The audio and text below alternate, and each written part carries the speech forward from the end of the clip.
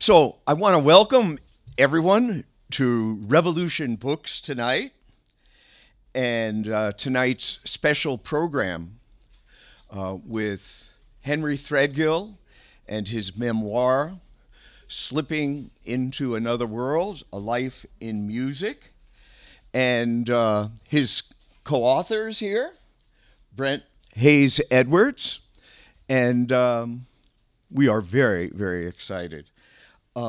My name is Raymond Lotta. I am the spokesperson for Revolution Books here in New York. I am a writer for RevCom.us and an advocate for the new communism developed by the revolutionary leader Bob Avakian. And this is a whole new framework, a radically new framework for human emancipation. Now, tonight's program is a collaboration with the Brooklyn Book Festival, which is the city's largest book festival. It's an annual festival, and this is what's called a bookend event.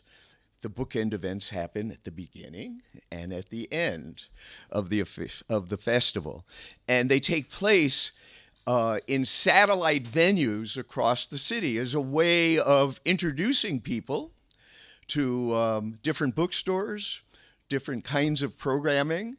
And it's a way for people to meet up and interact with each other outside the formal concentration of Brooklyn Book Festival events in the heart of Brooklyn. So we are very, very honored to be part of the Brooklyn Book Festival activities. We like to say that Revolution Books is a beacon for a whole new world at a time of great danger and revolutionary possibility. This bookstore, if you look around, the books, the artwork, some of which has been donated by very notable and prominent artists in support of this bookstore. You look at the books, you look at the revolutionary theory, you will feel and come to know that this is the political, intellectual, and cultural center of a movement for an actual revolution, a revolution to overthrow this capitalist imperialist system and bring into being a society and world without exploitation and oppression and inequality and the destruction of the environment, a society and world in which human beings can truly flourish and the imagination can soar. And, you know, it's so fitting that we have Henry Threadgill with us tonight because Henry is an extraordinarily fearless, questing, exploratory, experimental artist who is searching for new ways of understanding and giving expression to the richness of human life and human possibility. He is a boundary breaker. So we think he's in the right place here at Revolution Books. And we are very excited and honored to have Henry with us. Henry Threadgill is recognized as one of the most original and innovative voices in contemporary music.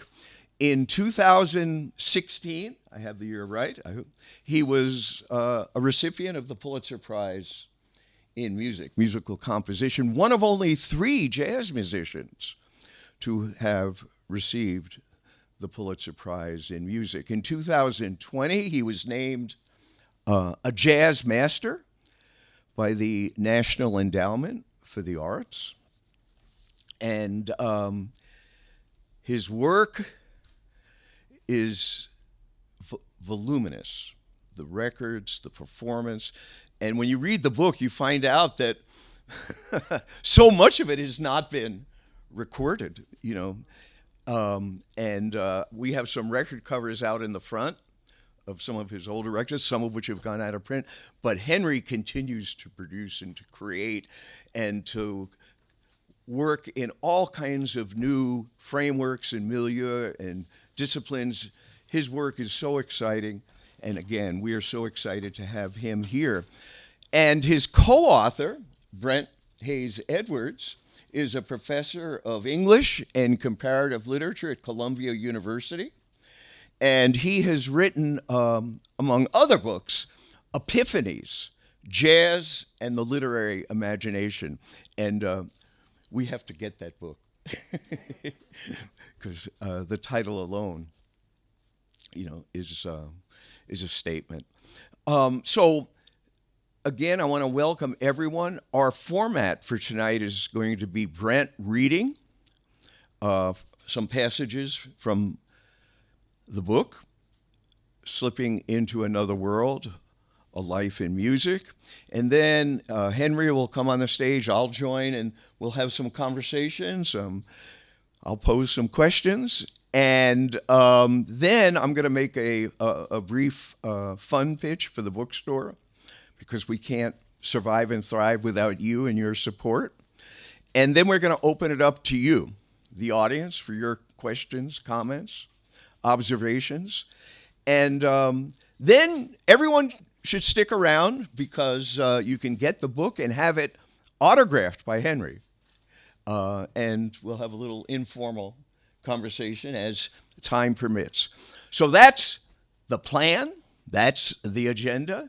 And I'm going to call Brent to the stage to kick the program off. So thank you all for coming.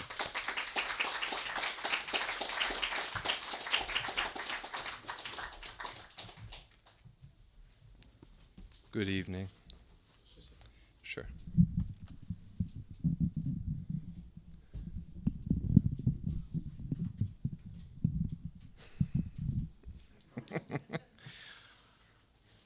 All right. It's a real pleasure as a longtime neighbor, right down the block, and patron of Revolution Books. It's nice to be able to do an event here. So I want to thank the Brooklyn Book Festival, first of all. To me, it's nice that Harlem can be a bookend to Brooklyn, and I kind of feel like I've taken a trip over across the river to another borough, easily slip into another world, as it were. It's nice to be part of the Brooklyn Book Festival, even from over here. But I want to thank the festival, want to thank Ray for the invitation.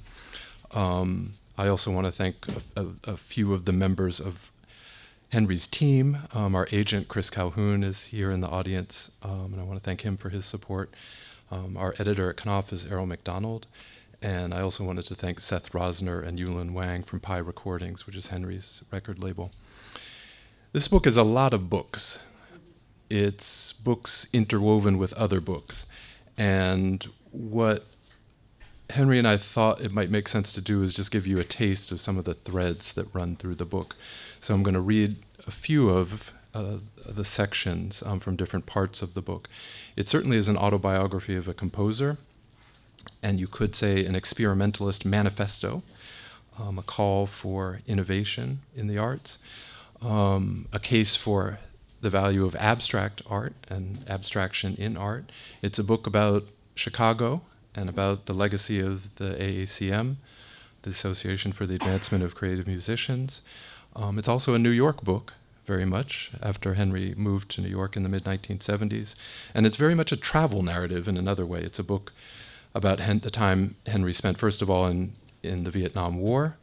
It's certainly a Vietnam memoir, but he also talks about spending significant time in Venezuela and Trinidad and Sicily and India and elsewhere. So I'm going to dip into a few of the different sections to give you a taste.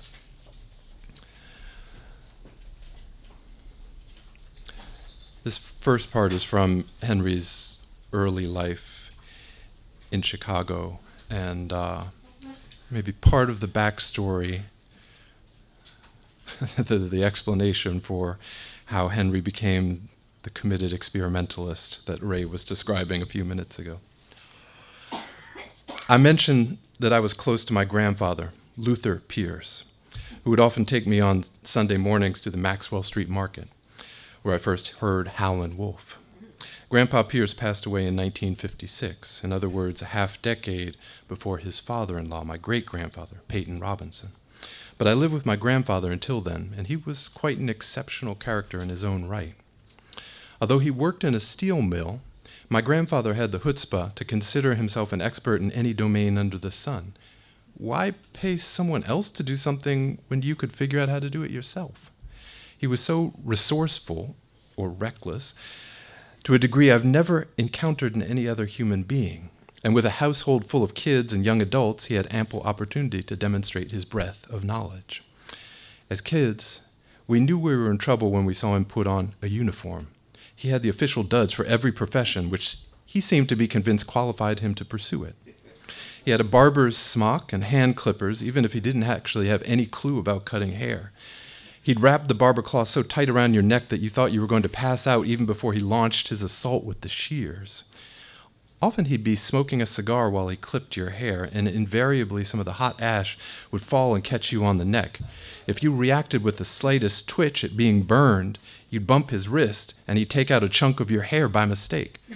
This was your fault, of course. "Keep still," he'd growl. "Look what you made me do, boy. You messed up your head. Let me see if I can fix it." He insisted on preparing the hair of my youngest aunt before her high school graduation and fouled it up so extravagantly that she refused to go. She was distraught. My mother was supposed to accompany her to the ceremony, but I heard later that she'd just given my aunt a headscarf and told her they'd skip it. They walked the streets until it was time to come home so my grandfather wouldn't know they'd been too embarrassed to have her seen in public. Grandpa Pierce was Mr. Everything, the carpenter, the plumber when the pipes under the kitchen sink would leak or when the flapper valve on the toilet broke, the electrician replacing the frayed cord on a lamp. He was the self-appointed family cobbler as well. In elementary school, I had a favorite pair of brogans, and I remember hiding them under the pile of shoes in the hallway so he wouldn't notice that the soles were starting to wear thin. But he would check periodically, and he found them. "Those shoes are fine, Grandpa," I told him. "Please don't fix them." But he ordered me to get his tools. He had a set, a special shoemaker's hammer, and awl and leatherwork needles, pliers, a shoe stand, but he didn't know how to use them. The replacement sole was too big, so he used my shoe as a mold and trimmed the sole around it with a pocket knife. It left a jagged edge, but he paid it no mind. He ripped off the old sole with the pliers and tried to attach the new one with the leather stitches. In some sections he had trouble forcing the needle through, so he nailed it on with tacks. He looked at his handiwork approvingly. "There we go." I was nearly in tears. I put them on, but I could hardly take a single step. A few of the tacks were sticking up inside the shoe. It was like walking on nails. I was wincing in pain, but he ignored it and sent me off. I had an excruciating day at school, and on the way home I made up my mind to tear the new soles off. I stood on the curb and gradually wrenched the uppers free. I was hoping that it would force him to admit that he didn't know what he was doing and take them to a real cobbler. But when I got home looking like a clown with both soles flapping, he was unfazed. "Oh, your shoes came loose, huh?" he observed. "I guess I didn't use enough tacks. Bring me my stuff." The worst was when he played doctor. One person would catch a cold and the whole family would come down with it. My grandfather would line up the kids in the hallway. "Come take your medicine," he'd call, and we'd all try to hide or flee. As soon as anybody in the house started sniffling, the kids would scatter before he could organize a mass treatment session. He had the usual folk remedies: castor oil, bitter apple, ginger, comfrey root, golden seal, elm bark, but he had a stash of all sorts of other stuff. He would invent his own concoctions. In Englewood, he had sacks and jars of ingredients in a trunk in the basement.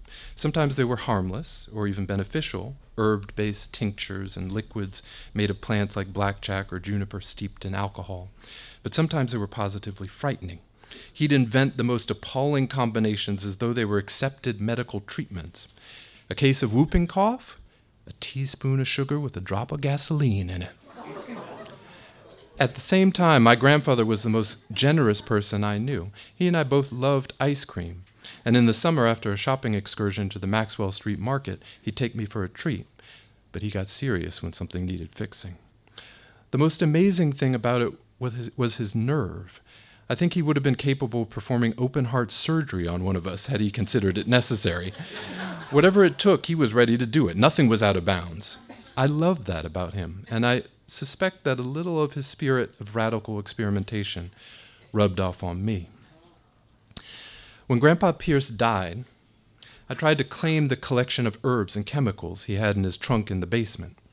My mother and grandmother rushed downstairs to confiscate it before I could get my hands on it. I was offended. "They took my stuff," I muttered, glaring at them as they locked the stash away. I considered it my inheritance, the keys to the kingdom. Even before elementary school, I'd been pursuing my own experiments. I wasn't interested in being a handyman around the house. No, I had greater ambitions. I thought of it as laboratory research, even if there was more than a dash of fiction in my notion of science. As far as I remember, I had two major objectives. I wanted to be able to fly, and I wanted to be able to turn myself invisible. I was convinced that there had to be a formula, some potion you could brew that would grant your body those powers. I remember an episode of Flash Gordon where Dr. Zarkov invents a light machine that turns Flash temporarily invisible. Taking advantage of his newfound power, Flash infiltrates and defeats the henchmen of Ming the Merciless. It must be possible to make that happen in real life, I told myself. I just need the right machine or the right chemicals. I spent hours and hours in a concerted effort to find the magic mix. I didn't study books or anything. I just tried different combinations, but I took it very seriously. I observed the things my grandfather used, and I adopted some of the same ingredients. And I also accumulated a secret cache of materials of my own. When my mother would take me to people's houses, I'd go in their medicine cabinets and take things. I especially kept an eye out for hazardous products with the skull and crossbones signal. To my mind, that was a guarantee that the stuff would have an effect. I didn't consider this stealing. I was conducting experiments. And like my grandfather, I had no qualms about using my friends and relatives as test subjects.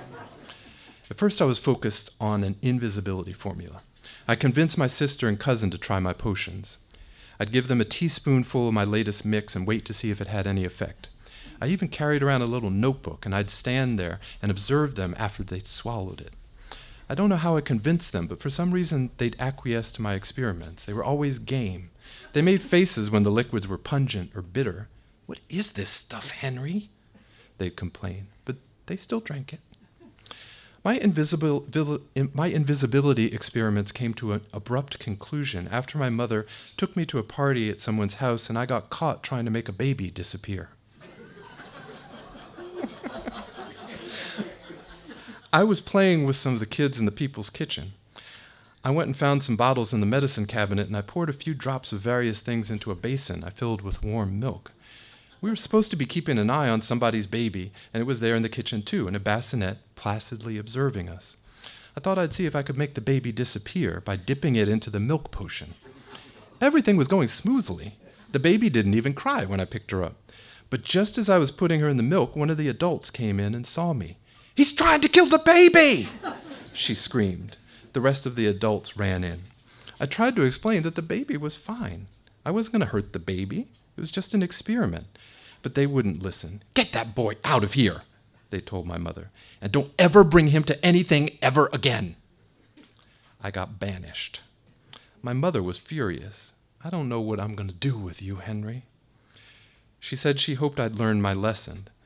But the spectacular failure of my invisibility bath simply made me turn my attention to flight.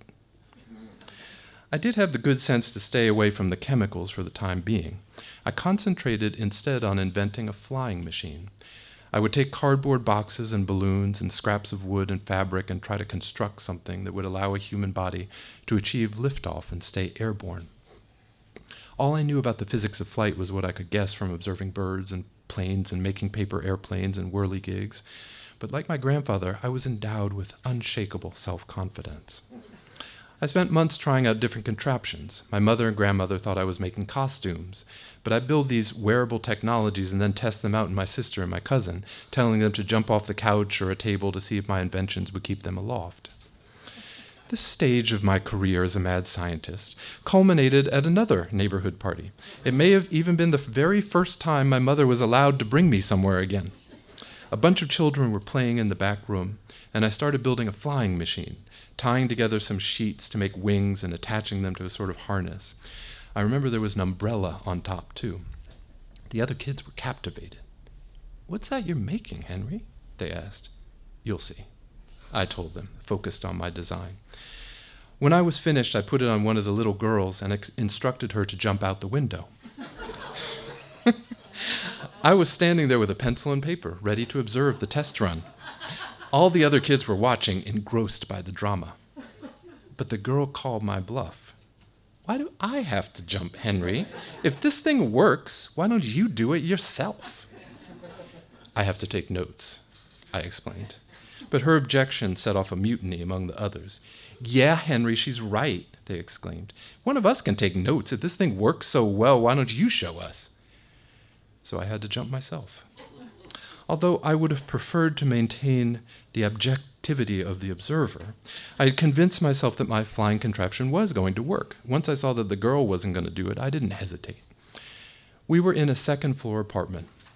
I put on my invention, clambered up onto the windowsill, and leapt out.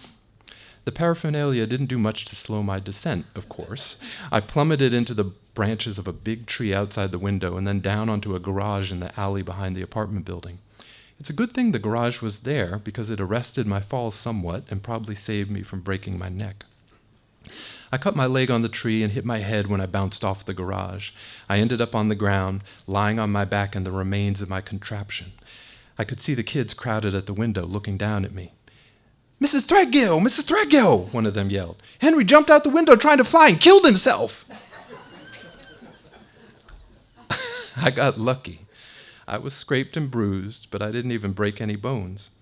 To the parents in the neighborhood, the escapade was further evidence that that Threadgill boy had a screw loose. Once we were home and I was bandaged up, my mother just sat by the bed and gave me an imploring look, posing for the first time the question that became the refrain of my childhood. "Henry, why do you have to be so extreme?" I didn't say anything. How could I have explained it? Where did these impulses come from? Even lying there in pain, though, I knew I wasn't going to give them up. And in fact, I never abandoned those aspirations. In the back of my head, I'm still trying to figure it out. I may have stopped mixing potions, but I haven't dropped those dreams.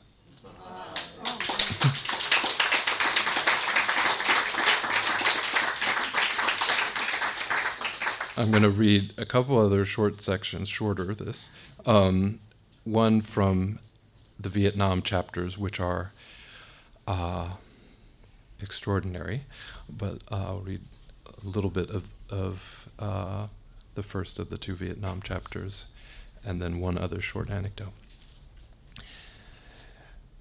The Tet Offensive wasn't the only time Narcisse saved my life. There were lots of things that could get you in Vietnam.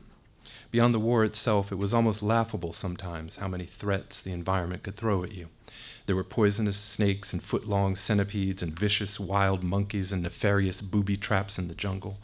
Coleman and I would sometimes get assigned to guard duty at what we called Titty Mountain, a bulbous hill formation near Pleiku, where there was a radio unit. Up there, you'd often find yourself waist-deep in water all night, fighting off endless phalanxes of mosquitoes. You'd hear rats trying to gnaw their way into the bunker. It was miserable. Compared to that shit, the guys would joke, trading a few bullets with Charlie would be a relief. Stuck in situations like that for hours with nothing to do, I had plenty of time to reflect. Being in Vietnam threw some of my near-death experiences back into Chicago into perspective. Once I was sitting there staring out at nothing, and I remembered a concert I'd done in Indiana with some singers from the Church of God. I drove down from Chicago with JoJo Morris and a few other women to do a show at Anderson College. We came back that same afternoon. People sometimes forget that starting back in the 1920s, Indiana was one of the main hotbeds of the resurgent Ku Klux Klan. In the early 1960s, the state map was still pockmarked with sundown towns, where blacks were given to know, sometimes with explicit warning signs at the city limits, that although they might pass through, they weren't welcome after nightfall. We were on a dusty rural highway on the way back from Anderson when we noticed we were being followed by another car. It was hugging our tail close enough that we could see the faces of the 4 white men inside. They were all carrying rifles. No words were exchanged, but there was no need to say anything. Their stony faces and the aggressive way they were driving communicated the threat clearly enough. I was at the wheel, and I remember the anxiety mounting as they rode up on me and forced me to go faster and faster. Finally, I made a screeching turn into a side road that ran through a cornfield, and the sedan didn't follow us. The white men gave us a pointed look as they sped by. I was trying to play it cool, but Jojo and the other churchwomen were beside themselves. I pulled over and waited for the dust to settle before we took off again, but we didn't linger in Madison County. Unsettling as that episode had been, in some ways American racism was easier to deal with than the unfamiliar menace of Vietnam. Back in the States, racism was omnipresent, so it became a fixture in our lives, just one of the things we took for granted in the atmosphere. Although threats could loom up unexpectedly once in a while, we generally learned how to avoid certain kinds of risk. Black people developed an entire arsenal of subtle strategies that almost became second nature. But in Vietnam, it seemed like there were all sorts of unimagined dangers ready to leap out of the jungle and get you. There were even plants that could choke you to death. We called them wait-a-minute vines. The tendrils were thin and they didn't look like much, but they were prickly in a way that if they brushed against your uniform or your skin, they would grab you. They were nicknamed wait a minute because that was what they did. When they got hold of you, you came to a halt, as though the jungle itself were giving you a silent command. Hold up, son. They were known to pull soldiers right out of a jeep or off a tank, leaving them suspended helpless in midair. Once when the 4th Infantry base camp came under fire, the general ordered a team of us out to pursue the North Vietnamese forces that had attacked us. They had struck quickly and then retreated back into the bush. We rushed out after them. At one point we had to make our way down a hill so steep that the only way to manage it was to slide straight down on our asses, using the butt of our M16s like a sort of paddle or cane, or more precisely like a ski pole on an icy downhill. We were coming down in single file, one soldier sliding right behind another. I was flying down the hill and got caught by some wait-a-minute vines. There was a sudden, sharp sound as though the vegetation itself were exhaling. And the plant stopped me short. I had a grenade clipped to my belt and back, right above my buttocks, and the vines somehow also halfway pulled out the pin as they caught me. I came down on top of the trigger of the grenade, which meant that it was cocked under me. If the pin came all the way out, that was all she wrote for Threadgill. The vines had me in a stranglehold. I lay there tangled up in an awkward position, watching the other guys slide by me one by one. I was calling for help, but they were skidding so fast they couldn't stop their momentum. I can't go out like this, I thought. Not like this. Narcisse was one of the guys coming down after me. He had a machete. When we were going through the thick underbrush, he was one of the soldiers who helped slash a path open. "I'm coming, Henry," he yelled from up the hill. "Hold on, I'm behind you." He launched himself down and was able to grab onto something to stop himself near me. He came over and started to cut me out of the vines. "Wait, Narcisse, hold up," I warned him. "My grenade is loaded." "What are you talking about?" Narcisse bent down and looked under me and saw what had happened. "Oh my goodness," he exclaimed.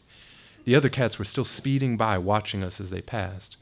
Narcisse got down on his knees and reached under me. He fiddled with the grenade for a second and was able to push the pin back in. My brush with the wait a minute made me the clown of the week. If it didn't kill you, that shit was hilarious. The guys were especially tickled by this one because it amounted to a devious play on words. Because it wasn't a figure of speech to say that Narcisse saved my ass. No, this time he had literally saved my behind. One more short Vietnam part. There were all sorts of drugs floating around in Vietnam. You could obtain pretty much anything you wanted. Guys would carry their own supplies of morphine. If you got wounded, you might not be able to wait around for a medic to show up. But there were all sorts of illicit drugs as well, including amphetamines, opium, LSD, and the most mind-blowingly powerful marijuana most of us had ever had the chance to sample. As with prostitution, with the drugs, there was a certain amount of moralizing rhetoric from the commanding officers, but in practice, they almost always looked the other way. It would have been too difficult to try to rein it in, and they seemed fully aware that in the face of such a brutal conflict, some of us could only get through it by taking a trip once in a while. One of the most memorable characters at the 4th Infantry Camp was known to be a drug supplier. Pretty Freddie was from L.A., and he had a particularly West Coast sort of slick style, as though even in his fatigues, he just strutted in off Central Avenue. Freddie was in the decontamination unit, not in the band, but we used to hang out often during my time in Pleiku. When the CID contrived to have my papers disappeared, I was on the verge of losing my mind. I thought I was trapped in a permanent limbo and I'd never go home. I was mired in a state that alternated between nervous anxiety and utter exhaustion. Most of the time I was so depressed that I'd drink a fifth of cognac at 7 a.m. and not even feel it. I just moped through the day. I couldn't get over it because I couldn't see any way out. One day, Pretty Freddie and I were on a bus heading into Pleiku. I was sitting there brooding as usual. He sized me up and said, "Henry, you look really depressed, man. You got to cheer up." I raised my head and started to say something cynical. "Cheer up? Please, man, what the fuck do you know?" All of a sudden, Freddie threw a pill into my mouth while I was speaking. As I gagged, startled, he hit me once hard on the breastbone, which made me swallow as I tried to catch my breath. I coughed, but it was too late. Whatever it was had gone down. "What the hell was that?" Pretty Freddie didn't answer. He just sat there with a smug Cheshire cat smile, as though to say, "Just wait and see." We were sitting there next to each other in a seat toward the back of the bus. After a few minutes, I started to feel a little woozy. I was looking out the window, and everything outside turned yellow. The sky was yellow.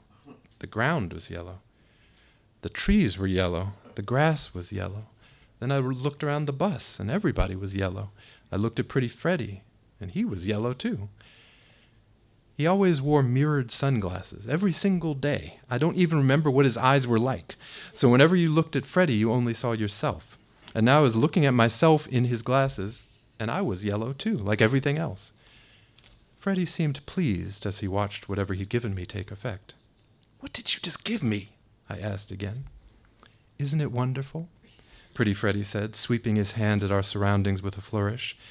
"Everything and everybody is yellow. It's all the same." "Yes, everything in the world is the same," he repeated. Then he turned back to me and paused before he delivered the kicker with great relish. "Now that's what I call democracy." Pretty Freddie was a mind trip, literally. At one point, he found himself in hot water with the authorities at the base camp. They accused him not just of pushing drugs, but also of some sort of pimping, and Freddie went on the run without leaving the camp. He was sneaking around and sleeping in other people's bunks, trying to avoid discovery. He managed to evade capture for a little while, too. One day I was walking across the camp, and he called to me from where he was hiding in the alley between two tents. "Psst! Henry!" he whispered theatrically, beckoning me over. "Hey, Freddie." I started to answer, but he cut me off. "Don't call me that, man. I can't use that name anymore." He glanced around anxiously and then continued in a conspirational whisper. "From now on, call me Fair Satin." I have no idea where he came up with that name. He must have been truly high if he thought a name change was going to throw the MPs off his trail. "You're out of your mind, man." I stared at him in disbelief. "You can call yourself any fucking thing you want, but it's not going to help you when they catch you." Still, I did have to laugh. He said it with such conviction. He seemed sure that they wouldn't be able to find him if he started calling himself something else. But to select Fair Satin, of all things, as your code name, even for a pusher man gone undercover, it was outlandish. One more.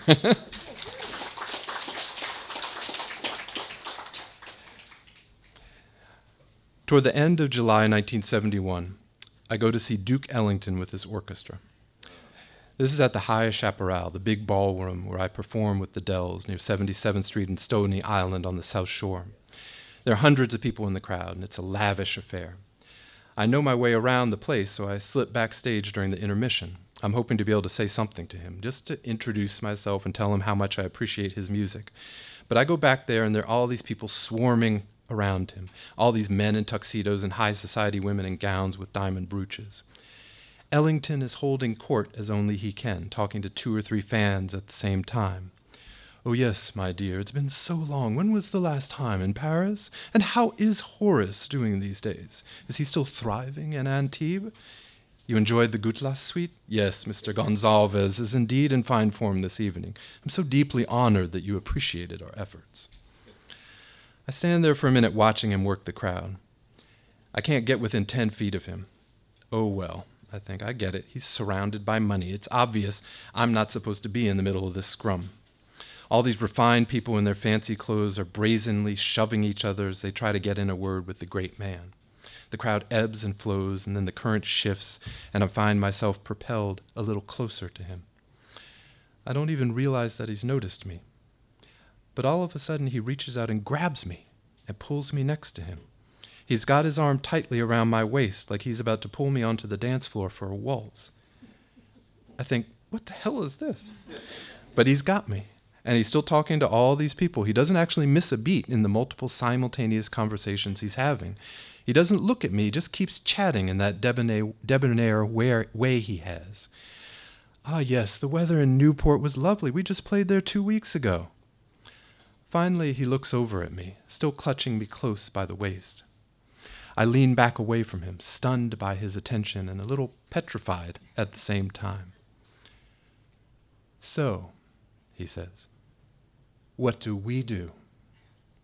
Just like that. I gape at him, astonished by his deployment of the royal we. I have no idea how to introduce myself. Ellington looks back away and continues a conversation with someone else in the crowd. The only thing I know immediately is that I'm not going to tell him I'm a composer. I'm certainly not going to say that. So when he turns back to me, I say, I play woodwinds. My answer only serves to annoy him. I know that, he says. I think to myself, how could you possibly know that I play saxophone? He looks me in the eye. And what else? And then he looks away again, still talking to people around us, still holding me close. After a few more exchanges, he turns back to me. He's waiting for an answer, and I'm in his clutches. So I confess, well, I write music sometimes. Oh, Ellington exclaims with mock surprise, hugging me tighter. We write music sometimes, do we? I don't know what to say now. He's got me, and he's talking, and he's moving and dragging me with him, and the crowd is pressing in around us. Somehow he maneuvers us toward his dressing room door. He's still smooth-talking the aristocrats. Then, in a single motion, he enters the dressing room and pulls me inside with him. The door closes, and we're alone. Duke always has a piano in his dressing room when he's on the road. As we spin in through the door, he's pulling me backward into the room, and before I even realize what's happening, he turns me around and sits me down at the piano. Finally, he releases his grip on my waist and takes a step back to sit down on a couch behind me. Ellington leisurely pulls out a cigarillo and lights it and looks hard at me. So, let's hear some of our music, shall we? I'm sitting there looking over my shoulder at him, wondering how he flipped me down in front of the piano. I'm so starstruck that I couldn't play a C major scale to save my life. I'm paralyzed. It does occur to me to play him something I'd been working on recently, a piece called Malin after my son, but I can't even lift my hands up to the keyboard. Duke cracks up. I can tell he's not making fun of me. He gets it. He can see that I'm nervous because of who he is. He stands up from the couch and puts his hand on my shoulder. I know, he says, smiling. I understand. You can stay, right? Of course I'm planning to stay for the second half of the show. Yeah, I'm staying. Let's go back out, he says. It's time. He takes me out and gets me a spot where I can watch the band from the wings. And when he gets ready to hit, he looks over to see if I'm still there. I'm standing right to the side of Harry Carney. I place myself there deliberately to try to get a look at what he's doing on the baritone. Ellington looks over at me with a twinkle in his eye, and then he counts off the band and they start up. We write music sometimes, do we?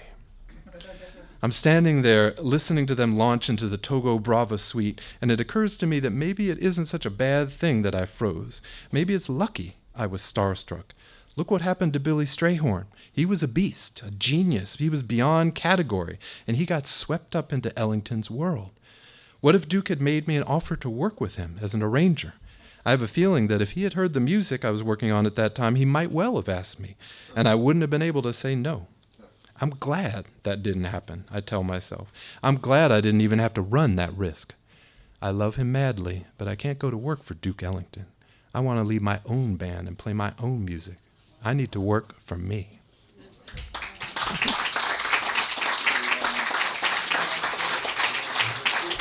All right, we're gonna move the podium, and then we're gonna assemble up here. Great. So again, I just would like to hear another round of applause.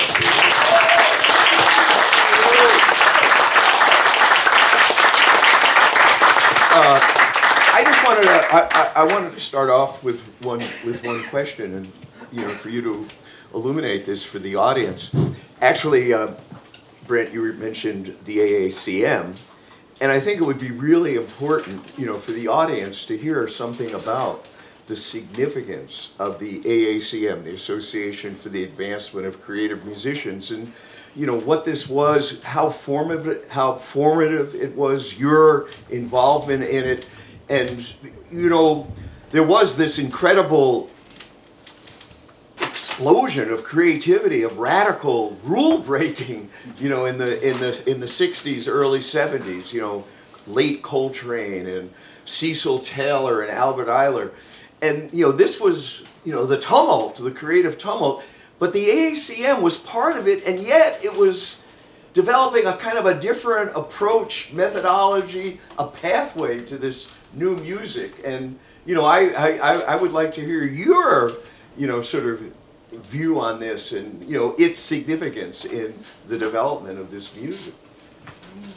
Well, AACM, the Association for the Advancement of Creative Musicians, was in Chicago, founded by Muhal Richard Abrams, Fred Anderson, Jody Christian, Steve McCall, and Phil Coran. The basic concept and premise was that we were going to develop our own music. That this was not a comment about any other music, but we were not going to take the opportunity to exploit music of other people or anything else. We were going to take this time to try to do something for ourselves, And this was extremely important. A lot of people think of the AACM as a type of school. It was a lot of schools. It was not one school. It was a multiplicity of schools. Everyone in it was a school in their own right. And this was a very difficult thing to do too. It came about because the clubs, which was where most people played in Chicago, they refused to hire the AACM once we started playing our music in the clubs. They banned the AACM musicians from playing in the clubs.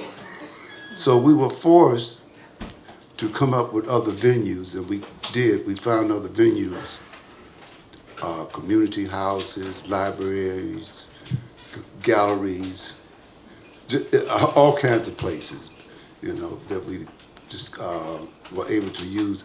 And we also had to create and develop our own publicity mechanism too.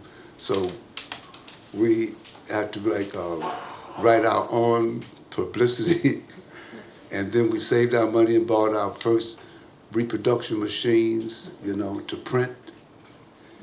And we put these things out. We made posters and cards and put all these things out in the street, and to draw the people in, and started our own school for young artists for free, so that they wouldn't have to pay. So this was an extremely important development, and it was quite different from what was going on. There was other movements in this country, in New York and California, and one that started in St. Louis, BAG, Black Artists Group. The Chicago people seem to have outlasted everybody else, for one thing. And just about all of the people in the AACM became famous. Just about every one of them that survived. They all went on to become important people in the music world. I was just going to ask, is there a particular aesthetic associated with the AACM, or is it a multiplicity of? I mean, is there any way to sort of capture kind of an aesthetic about it? Not really. Yeah. We were we had problems with a lot of other music organizations because remember the '60s was like this whole period of nationalism, and a lot of people were pushing black nationalism in terms of the arts. We were kind of considered weird because we didn't promote that. What we were interested in was all music and all sounds. Yeah. Not any one type of music, one type of interpretation, but everything that we could get our hands on there that we could use to make sense out of. And this was what made it quite different, made the ACM a quite different organization, you know. No, that's very helpful. Yeah. Just a follow-up in terms of the AACM, I wonder if you can say a little bit more about Muhal in particular, his influence you and his example. Muhal, Phil Koran, you had important interactions with both of them, but I think Muhal was the pivotal figure, and it's important, if you don't know this history, Muhal, Richard Abrams, is a little bit older than Henry and his contemporaries, and the incredible thing that you learn in the chapter about Henry's college years is that a number of the people, if you know the AACM, that we think of as central members of the younger generation, not just Henry, but Joseph Jarman, Roscoe Mitchell, Anthony Braxton, they all go to junior college together. They're all in school together. Muhal is not your professor. Right. You are studying music in school, and you go on to study music in the conservatory, so it is a traditional musical education that you're recounting, and you could say, but you're also so eloquent on the other ways that our tradition has been passed down, on the importance of playing parade music, on the importance of going to hear Sun Ra rehearsing, all these alternate modes of education that aren't about what you learn when you're getting a degree. And Muhal, you meet really on the side of what you're studying at Wilson at the junior college. I just wanted to get you to say a little bit more about his example in particular. Besides being a great composer and musician, he was an incredible teacher and scholar. When I was in junior college, I don't know who recommended, we would bring different artists to play at the school, you know, because we had chess clubs, art clubs, poetry clubs, music clubs, and some kind of way Muhal came to play for the music department with a group, and that's when we first met. And at that time, he had just started the experimental band. This was a band that he conducted at a place called CNC Lounge in Chicago, and they would meet about once a week and play mostly all of his compositions, but he invited me there to come and play, and then he told me I could also bring some, if I had any original music, I could bring it there for them to take a look at. So that's how we got started together, and then he invited me to his house. I remember I walked into his house and walked up to the piano, and on the piano was a big, rather than a score, was a big piece of graph paper. And he was working on this graph, and I said to myself, this is going to be a wonderful relationship. He don't even have a note in front of him. So I know I'm going to like this. And he stayed like that. He was, I mean, this was a person too that was like just, I never known anyone that could like just dig in so hard on something until he got it, you know. I remember when computers first came out, he bought 2 or 3 and took them apart. Before he decided, that was he was going to learn computers, but first he wanted to find out how they operated, so he took them all apart. The whole house was full of parts all over the floor. he did the same thing. I remember when he started saying he was going to teach himself how to tune his piano. So I came back and went, the whole piano was tore up in the floor. People don't tune pianos by taking the whole thing apart. You know what I'm saying? Every string, everything was all over the floor as usual.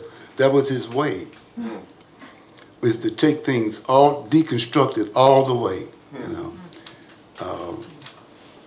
We would often get together and talk about one piece of music. I'd go listen to it and come back and we'd discuss it and sit down and play things, sit at the piano and play different things that we were discovering about a piece of music.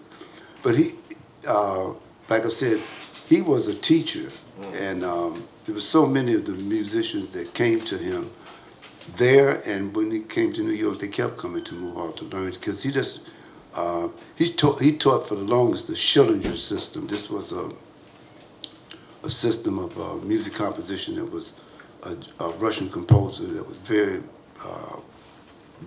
brilliant, and he was controversial. That's for some reason his approach was never really used in colleges. Matter of fact, they avoided him, and I really don't know why, because he really had some brilliant ideas about music. So Mohawk Richard Abrams was like, you know, owed a lot to him. Yeah. You know, he, and like I said, and Phil Coran, we had a philosophical split.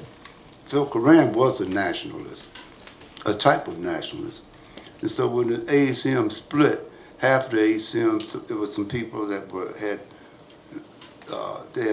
they thought along those lines, so they followed Phil Coran to the Afro Arts Theater. The Afro Arts Theater was where the Pharaohs, these groups came out of there. Pete Cozy, a lot of the people that were Earth, Wind, and Fire they were all part of that group. And Phil Coran was an Egyptologist, and he lectured a lot on that and taught music from a modal point of view, you know. So they were more grounded in certain traditional ways of doing things. Whereas with the ACM, we didn't have any methods. Everybody that got in front of you had a different way of doing things or asked you to do different things. It was, every person challenged you in a different way, which also made it very hard for newcomers because we would have 15 people come in want to join. Before it's over, only maybe 2 of them could stay.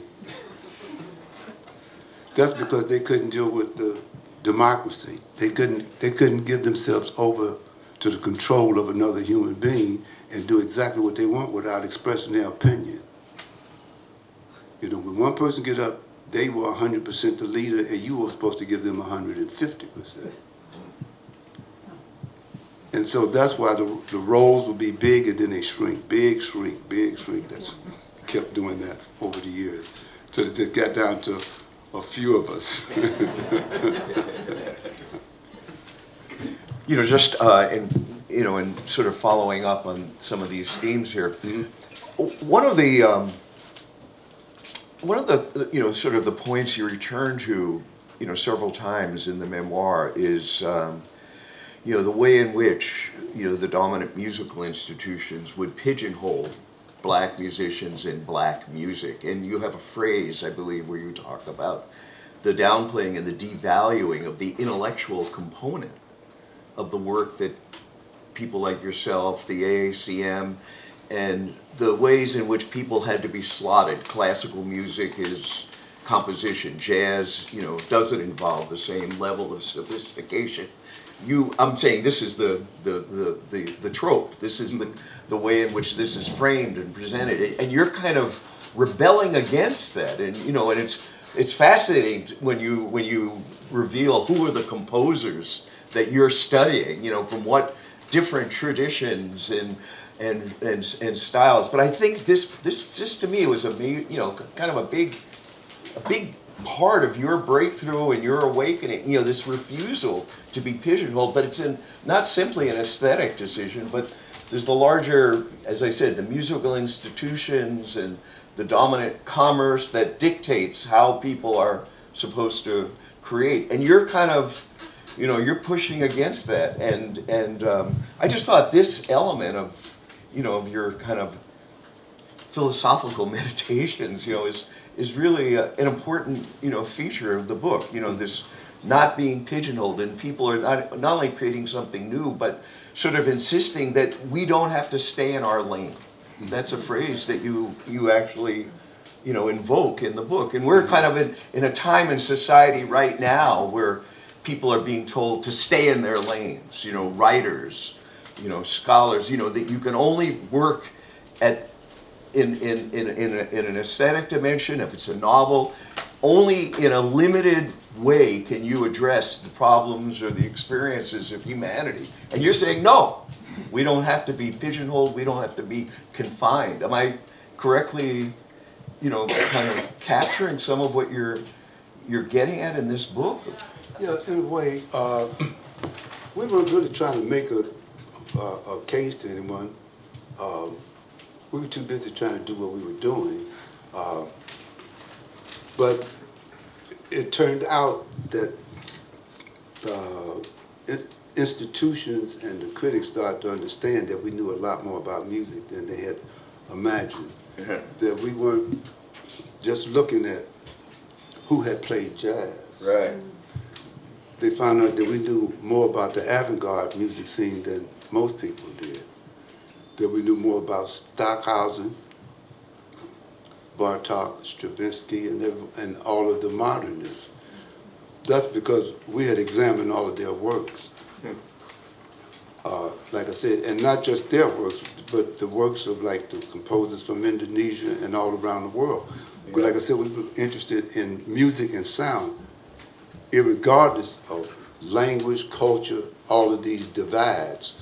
We just skipped the divides and just went straight to the material because the divides don't do anything.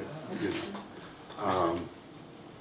So this is what made it, and plus we probably were the first generation of so many, such a large group of artists in this country, and we're the oldest musical organization, by the way, in America. Existing. Yeah, yeah.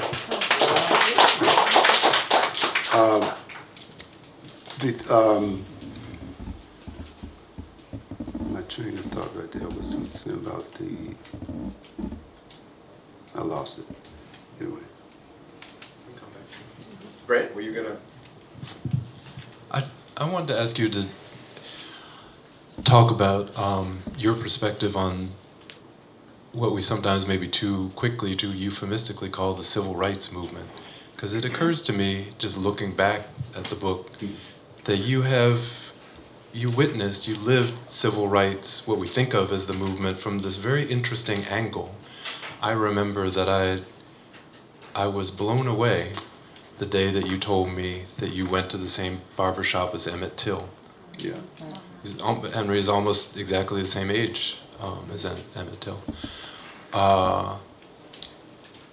You heard about the assassination of Malcolm X, the way it's recounted in the book, from the perspective of a hardcore extremist evangelical church. Yep. In that period of your life, when you're in that scene, and you were surprised that it comes up during the service, a certain kind of nod to the power of Malcolm, the importance of Malcolm as a leader.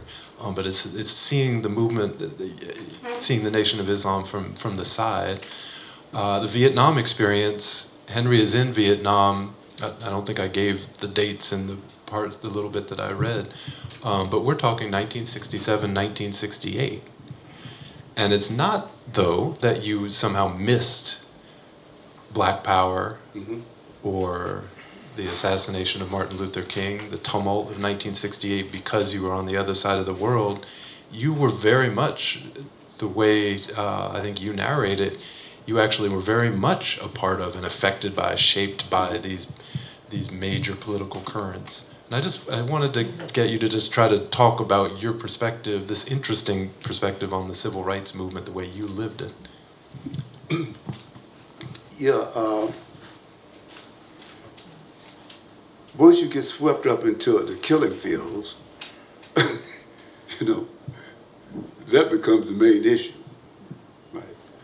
So civil rights was there. What was interesting was World War I, World War II was all segregated in terms of the armed forces, and racism was pervasive, and the military forces weren't integrated until the Korean War. They were just starting to integrate it. What happened in Vietnam was a very interesting thing. It got played out. The civil rights movement got played out in Vietnam between the black soldiers and those white Caucasians. There's Caucasians, then there's white people. Okay. So the drama between black soldiers and white soldiers got dealt with there and resolved in a way that it could not have happened before. And what was interesting too, you see, the presidencies after that, right up to the Bushes, they never wanted to refer to whatever happened there because there was a settling of a score that went on between blacks and whites, and the reporting, the press, how the press was able to report. They never allowed the press to report again the way they reported in Vietnam. That was stopped after that. You never, any kind of incursion, military incursion in the world came up after that. The government had their hands all over the press. So it's hard to explain the relationship between, that you could already have a relationship with a black and a white person now in a whole different way that you couldn't have here in America. That you could actually become really close friends and love each other, which they did. That's what happened. When we were working on the book, one friend of mine, we got in touch with a piano player that I used to play with there, and he had wrote back and said, Henry, we'll never have what we had. We'll never be able to have what we had. I knew exactly what it was. I was explaining, never have that here. It was like this song they used to sing, We'll All Go Down Together. You couldn't sing that song in America. They wasn't going down, everybody wasn't going down together. So that's the civil rights part, you know. But of course, but you still got all this drama, because it's always those resistors. Like I said, the white people and the Caucasian people. See, we had got a good relationship going with Caucasian people, but a lot of the white people stayed white.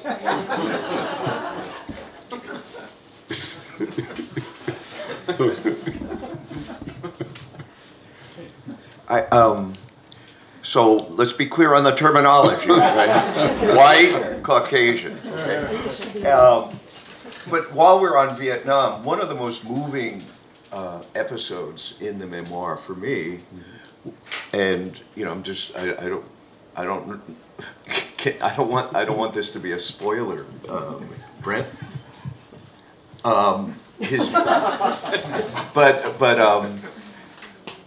You know, in terms of, you know, the experience in the tunnel,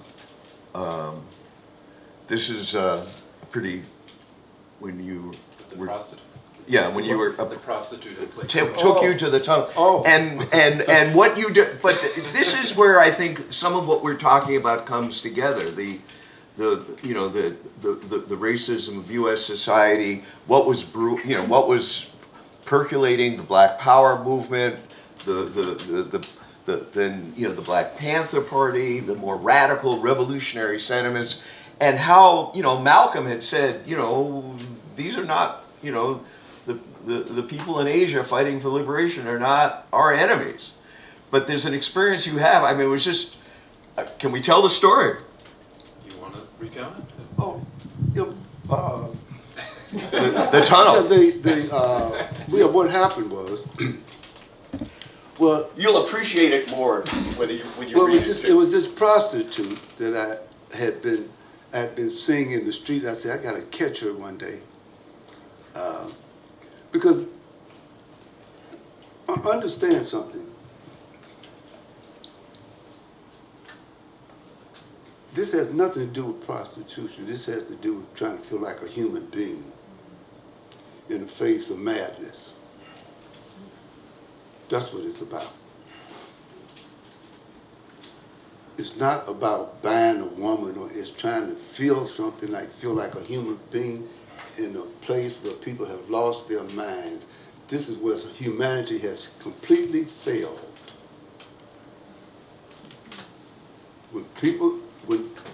When all the dogs start killing each other, and we can watch it, we're looking at how that society has broken down. When we see people killing, we're supposed to be the intelligent part of the species. There's nobody that's right. There's no winning side. There's no good guys. There's no bad guys. There's only failure, where people could not resolve their differences without killing off the species. So, in that, I was always looking for ways to make my life feel like a human being. Whether it was drugs, I really didn't care what it was. Women, drugs, whatever, to get away from the madness. So I followed this woman, and she took me on this long route outside of the city of Playcool, and we went to like a bunker, and we went in it, and she opened up a trap door, and we went down these stairs underground and started walking through these caverns, and it was like, cut out caverns, like arch caverns like that. And sitting down there was the not Viet Cong, the North Vietnamese army. They wore green clothes, the same like we wore green clothes. This is not guerrillas. This is the main army from the north. And they all sitting down on the ground, cleaning their weapons, and they looking at me as I walked through them. And I said, oh my God, I said, this can't be true. I said, I'm not high. How did I get here? So I walked through them. So I had this episode down there, this drama with the girls. I told her, I said, listen, I don't want to do anything. I said, here, let me just give you some money. Let's go. She said she got offended because she thought I was insinuating that she was sick in some kind of way. So she left the room, stormed out. I said, oh, don't go. I said, she left me there. In a room that wasn't no bigger than this, And so she cooled down and finally came back. And I gave all the money I had. She took it gladly. And so she's take me through. I said, wait a minute, I got to get my breath. Because I was going to walk back through. They're sitting on the ground. They're sitting on both sides. These people are sitting there cleaning weapons and not saying a word. I mean, I just walked into this den. It was unbelievable. I mean, and then I said, now I got in. Now I say, what's going to happen when I try to go out? They let me go through. Now, that could have had some kind of, they could have been trying to make a point politically that this war has nothing to do with you, because they had propaganda like that. They had propaganda like that in the Korean War, where they dropped leaflets and stuff, and it was telling the different groups, the Filipinos, the blacks, and different people, this is not your war, But it could have been that, and it could have been anything else. It could have been interpreted a whole lot of ways. Yeah, and then you do quote Muhammad Ali. Oh yeah, where he says this war didn't have anything to do with him.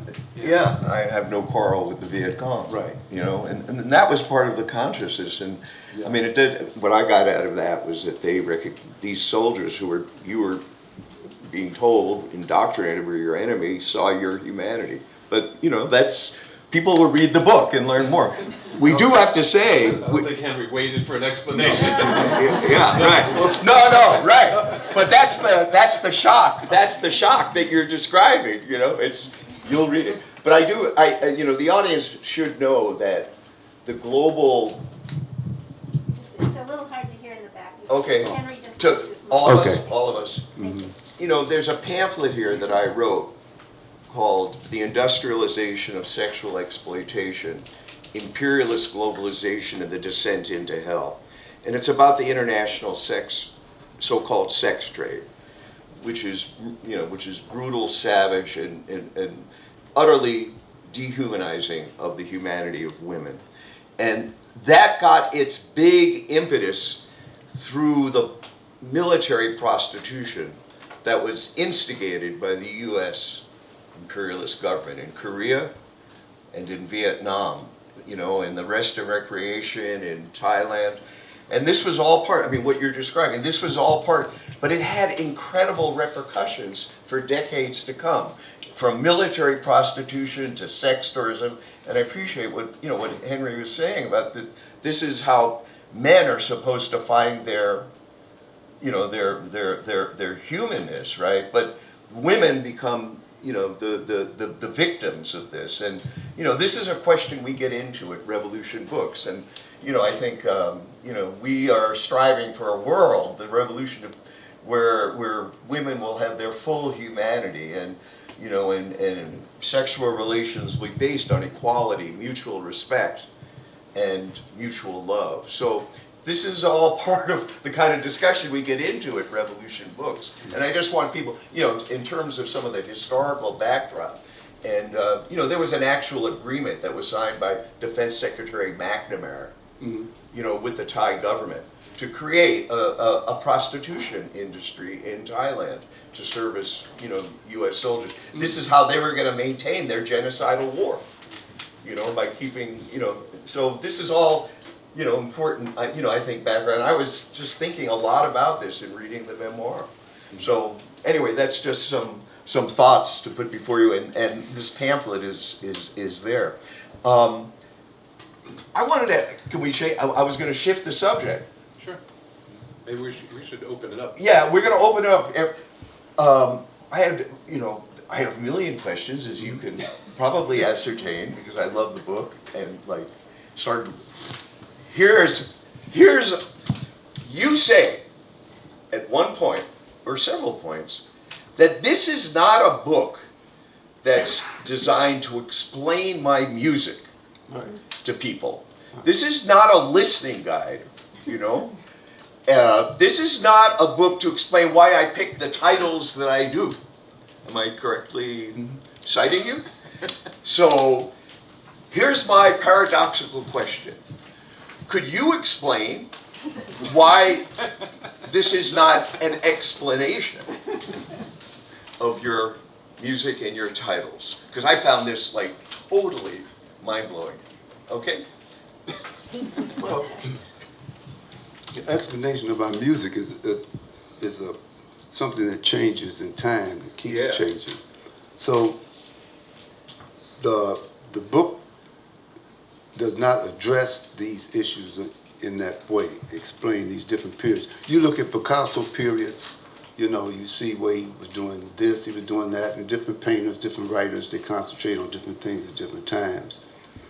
And thus has been my past, the same way. And so I didn't take that, I didn't see this as a reason to analyze myself, you know. But see, and anyway, I didn't think it would be interesting in the first place. I said, that might be nice for a classroom, you know, to do something like that. But general reading, people don't even have the background to understand a lot of these things, so why do it? So, like I said, it didn't make sense to do that. And people have to experience it, and exactly. That's what you're, you know, right? And like I said, the explanation of art on a theoretical basis, it's a place for that. It's a place where you do that. Right. But this is not the forum for that, or every day situations.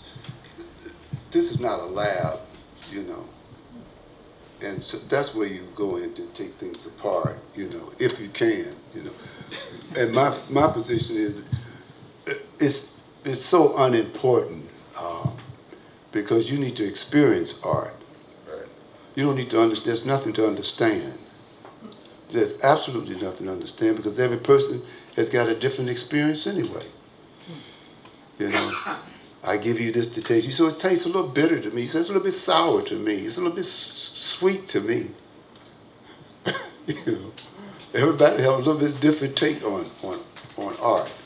So what's the point in trying to explain it? Because you can't pin it down for the masses in the first place. You're going to go, and then we'll open it up to the audience. No, I think it's not an anti-intellectual argument. Henry's not speaking against the technical aspects. He was trained, as I said, in the conservatory. So you have to understand what he's saying with that part of the book is a strong argument that art has to be taken on its own terms. Right. Music exists and hits us in the world of sound. And you've got to come to it, you should be able to come to it as a sonic construct, and how you react to it in that form is what it means. We can unpack the technical aspects all day, but it hits your ear. What does it do to you? So Henry wants to leave that experience, the experience of the listener. Yeah. At the same time, the other thing that he says, not to explain it, but that the book, I think, documents in a way that's really revelatory, is how much goes into his music, into his compositional process. For someone who has this extensive training in the discipline, he also, in this really eloquent way, elucidates how broad his vision is and how many kinds of influence can come into his art. It's not that his art is about X, but it can be as simple as the way he felt in the taxi on the way up here, or something somebody said to him, or the taste of the coffee. It doesn't mean that the song he writes is about that, but it means that those things can be points of inspiration that affect what the art becomes. So he doesn't feel like he needs to give the reader that background, right, all those ways that he was touched as an artist that went into the art. That doesn't explain the artwork. The artwork is a sonic construct. He's really eloquent on that, and it's strung through, that argument is strung through a couple of chapters. Yeah. And I think it's one of the most powerful parts of the book. It's a strong case. That I got a lot out of that. And you do, but one thing you do learn of Henry's singular artistic vision, you know, his unique approach to music. So, and then you, the listener, have work to do. He's done his work, you have work to do. Listen. Yeah, and listen. I think we're going to open it up to the, we okay? Yeah. Opening it up to the audience now. The audience okay with that? Yeah. All right. We're going to bring you in, and then after this, I want to tell you a little bit about our fund drive, because you're probably getting a taste of why this bookstore is so special.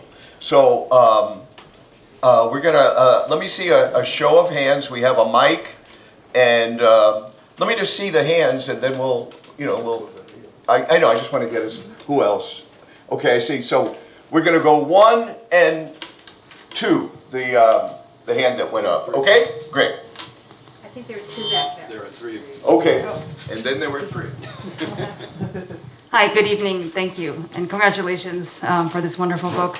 I guess my question is about collaboration, and Brent, I asked you kind of my own, sorry, this is you, because I pat my face. So it was really interesting, right? This is a collaboration, you as a musician collaborate, you as a writer collaborate, and I'm just wondering if you could talk a little bit more about your act of collaborating to write this book and what that was like, right? You're not a ghostwriter, your name is on the cover as well. So I was just really curious to see like how you shape the stories, the narrative, and also how you are kind of translate, because you just said his music is a sonic concept, but it's also, it's a book. So I'm just wondering maybe how that also illustrates your collaboration.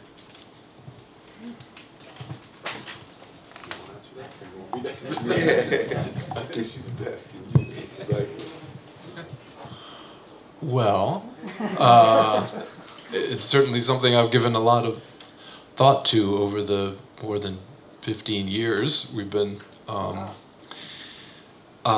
working on this, off and on, but a lot of a lot of hours spent talking. I was, I guess the way I'd say it is I was surprised at first and intimidated, daunted, because although it's been a complex series of conversations and working process and figuring out how to have a working process, Henry also, I think it's fair to say, would tell me, you're the writer, you figure it out. That's your part of the collaboration. So in terms of, we would talk for hours, he would read, he would add, fill in, correct. But in terms of getting it down on the page and figuring out the form, from the sentence to sentence to section to section to chapter level, that was my job. And that's a scary thing to be told by a master musician whose work you respect for its innovative form. But it's also obviously a real honor and a real challenge. So I was continually trying to figure out how can we give the book a form that it's not going to be the same as, but is adequate to the accomplishment of his music, which is so extraordinary, a monument. How do you write a book that's not equal to, but adequate to that?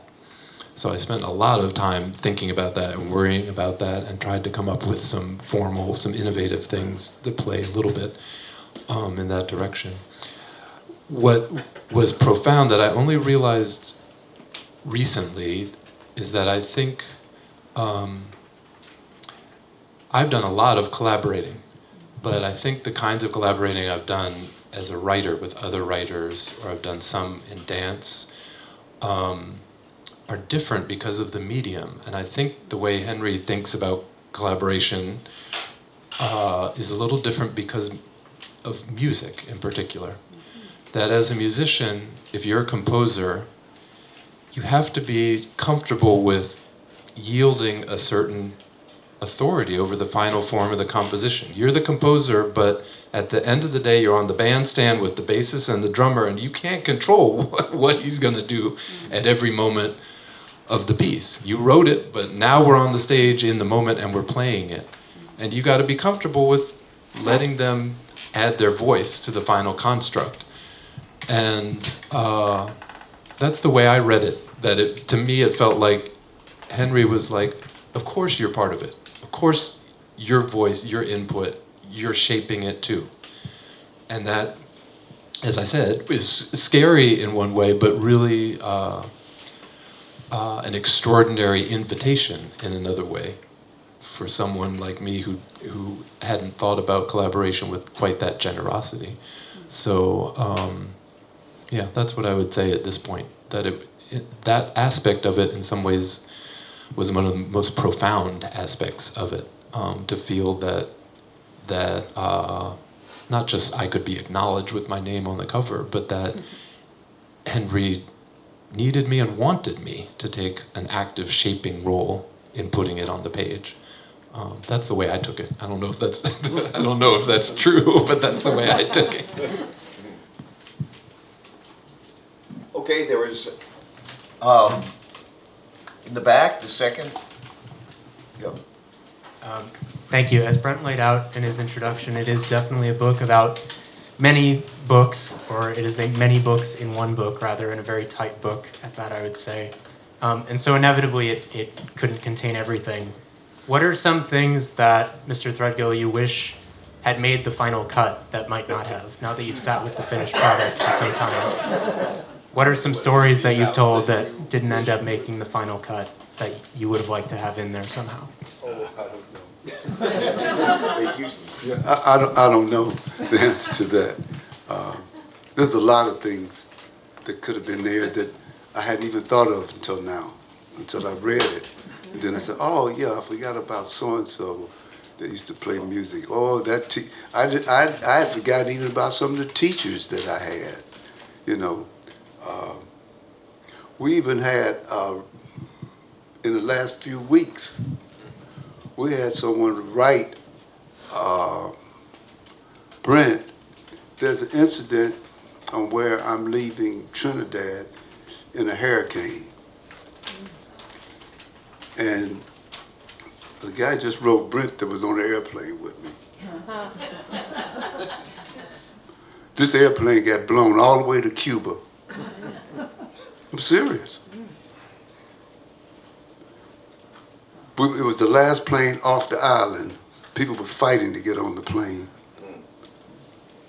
And when it got up in the air, the wind hit it and took it all the way to Cuba. And this guy wrote to Brent, and he said he was 19 years old. What year was that? It was 1974. Yeah. So I left that out of the book. Alan. But of course you leave things out, right? It's the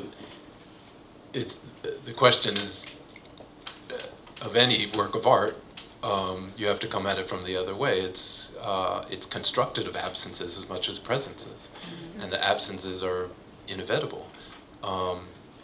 That's true of memory to begin with, that we can't remember every moment, every experience of our lives, but in terms of the significant ones, something is always left out of the weave. I know, just to mention a couple, one thing that I tried to find place for, but it didn't quite fit into structure, were the stories you told me about meeting and hanging out with Muhammad Ali. Right, I in forgot all Chicago. about that. Those were good stories. But you can tell, Henry's got stories. He's got stories for days. He's got stories for months. We're not exhausting the stories. They're not all in here. Another one that problem with, we've been doing all these events, and every time Henry mentions something else, I'm like, why didn't you tell me? You could put that in the book.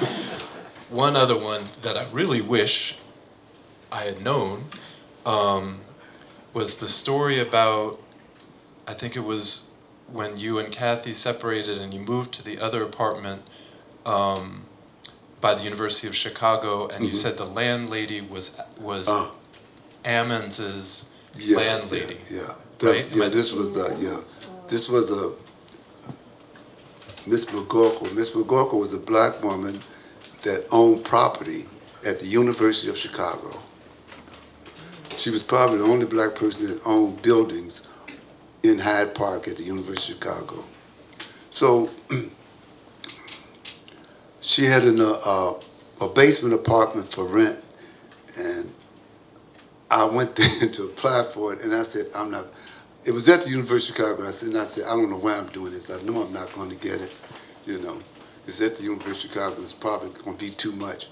So she saw me and other people coming in seeing it. Then she called me back, and I went over to see her. She said, you know what? Let me ask you something. She said, you're a musician, right? I said, yeah. She said, well, you ever heard of Mr. Gene Ammons? I said, yes. She said, well, I had another piece of property, and I once took a chance on him and let him move into my piece of property. Now I'm going to take a chance on you and let you move into this other piece of property of mine. And Gene Ammons is one of the great tenor saxophonists in the tradition, and one of Henry's heroes on the instrument as a tenor player at the beginning. That's not in the book. The next book. Cutting room floor. There was another. Yeah, so let's. There was one more. Yeah, and we'll get another. We'll go another round. Yeah. Hi. I was wondering. I guess I could read it in the book, but since you're here, I wanted to know your experience about like building this school. How did you start first, and how did you find the space, and how did you collect the money, and who came at first, and was it with your name and everything, like, and you were already big, or it was like building blocks by building blocks and slow by? Sorry, I got a big accent. Which school do you mean? Do you mean the AACM? The association, yeah. Oh, What do you want to know about I it? think he's thinking of the AACM as a school, as a building. Oh, no. Oh, okay. No, it's not a building, no. We would just have places where we would get together. We could be in the bookstore for 2 weeks. We meet here, and then we meet in a church for a month, you know. Okay, so Wherever there we were could, you know. never static places. Like no place that you would meet. Like there was always like places to places. Mhm. So you wouldn't have to like have a rent or things like Yeah, that. so we wouldn't, yeah, 'cause we didn't have any money to pay the rent. Yeah, I know, I That struggled wasn't even too, a question. Yeah, okay. Well, it was a real innovative, do-it-yourself time in the music. That's what Henry was describing earlier. They weren't in the mainstream clubs. They weren't in the universities. So they're finding their own spaces. It's an institution building project, but you don't have any resources to build your institution. So sometimes it's clubs, like, as he said, Moo Hall, Richard Abrams had this experimental band in a lounge, in a nightclub. But when you played with Moo Hall and his sextet, you played in that, it was like a community center. Yeah, Abraham Lincoln Center, Robert Taylor Homes, Or a child care place. center, all So kinds they of would have things. concerts there on Sunday afternoon when the child care part was not open. When you started working with X75, it was in an art gallery. Yeah. So they found spaces in terms of what was available and what they could afford, but didn't ever become, that was one difference with BAG in St. Louis, where they actually did get a federal grant to buy a building, the Black Artists Group in St. Louis. Julius Hemphill and Oliver Lake, the folks in that group, did actually have a space. But the AACM, unfortunately, didn't get a federal grant to buy a, to buy a building. Thank you very much. Mm-hmm. Yeah, she's gone, yeah.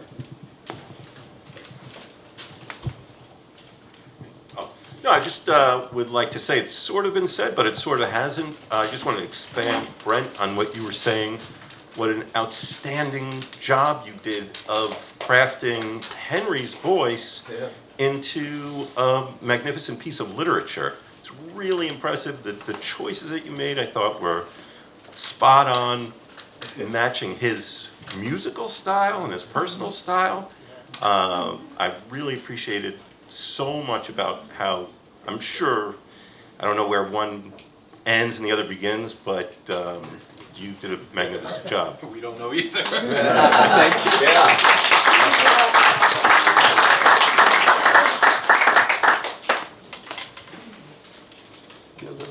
Yeah, I'm just calling him.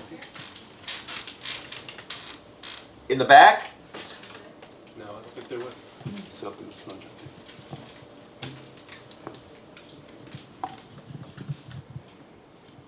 Maybe Henry should sign some books. Well, Was that it? I'm gonna make, just, I I'm gonna. thought somebody here had their hand up. Oh, right, you were going to say. Go ahead. But, first of all, I want people to know that Henry is gonna stay behind to sign books and little time for informal, maybe conversation, people have questions for you. But we want, give you an opportunity to get your books and get them signed. And I want people to know that we here at Revolution Books are engaged in a $30,000 fund drive.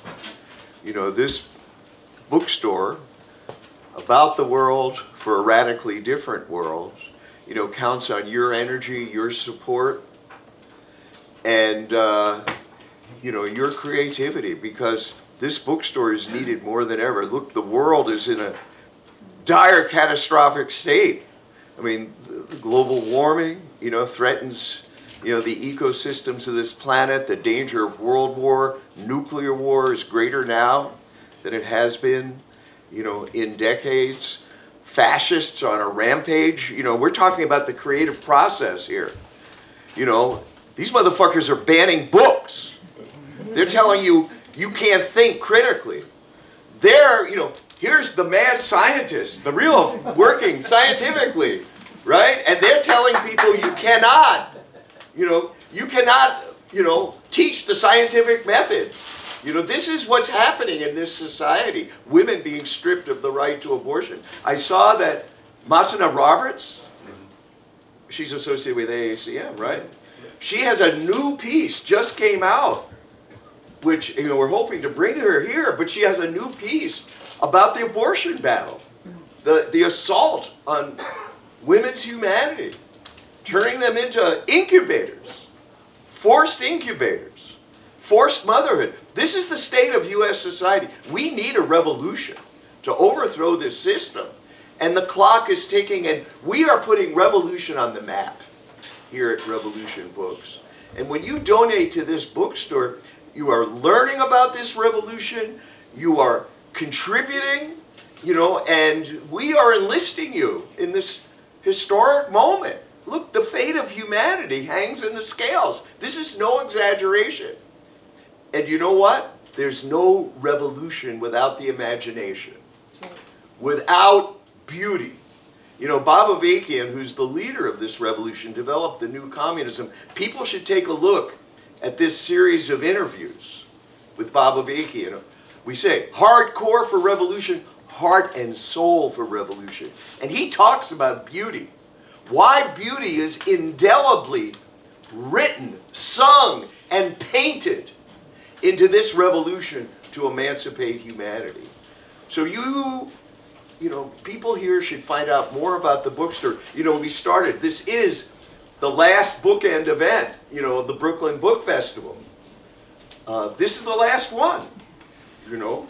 And we've had these collaborations in years past. 2 years ago, we had our Brooklyn Book Festival event was a dialogue between Andy Z of the Revolution Nothing Less show and Cornel West on the 60th anniversary of Frantz Fanon's Wretched of the Earth. And we opened up a big discussion here about what is the legacy of that work, what was a product of, what are the problems in that work in terms of, you know, we got into a big discussion of the relationship between the means and methods of making revolution and your goal.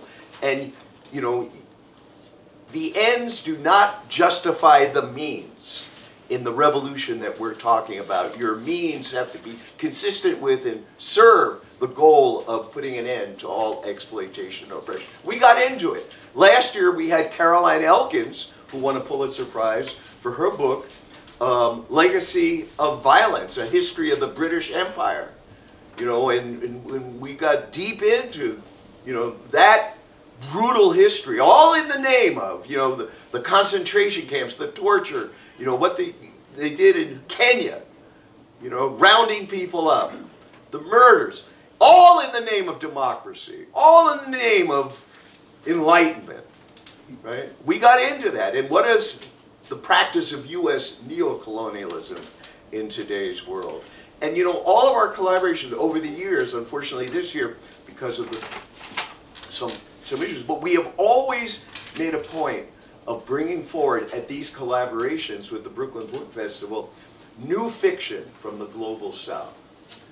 The voices of Africa, Asia, and Latin America, right? Telling the stories, the dreams, the aspirations of our brothers and sisters throughout the world who are suffering the greatest misery under the U.S. empire. You know, so we bring those voices into this bookstore. We open up the world. So we like to say that here at Revolution Books, the whole world comes first. American lives are not more important than other people's lives. Here at Revolution Books, the search for the truth, the struggle for the truth, the scientific method, the search for the truth meets the poetic spirit. And here at Revolution Books, you discover the work and leadership of Bob Avakian, who has charted a way out of the madness. A revolution so that we can create a society and world fit for humanity. So that's what we're about. But we're not about anything without you, you know, and your support and your involvement. So I would ask that you consider making a donation tonight. I would like Jane and Brenda and Connie to raise their hands. You can talk with them about donating. I'm sorry? Another Connie. There's somebody named. There are other Connies? Okay. All right. All right. All right. Well, you know, you can, okay. So Connie can talk to Connie, learn more about the bookstore. Okay? So many Connies. 2, 3, many Connies. Okay? So that's, you know, so this is what I wanted to share with you, okay? And, you know, I just want to, you know, on behalf of the entire staff of this bookstore, I want to thank Henry and Brent for the book, obviously. Yeah.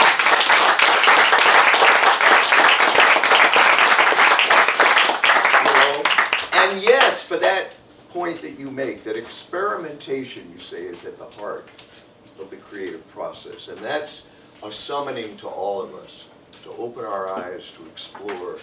You know, and that's what this revolution is about, to get beyond this horrible world that we live in. And that's going to require, you know, incredible exploratory energy, right? And it's going to involve an actual struggle to get rid of this system, right? And you learn about that here. So I want to thank our, you know, the Henry and Brent, and I want to thank all of you for coming out and your questions and your enthusiasm.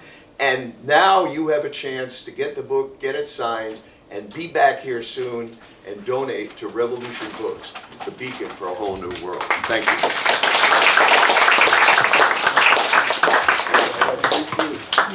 you.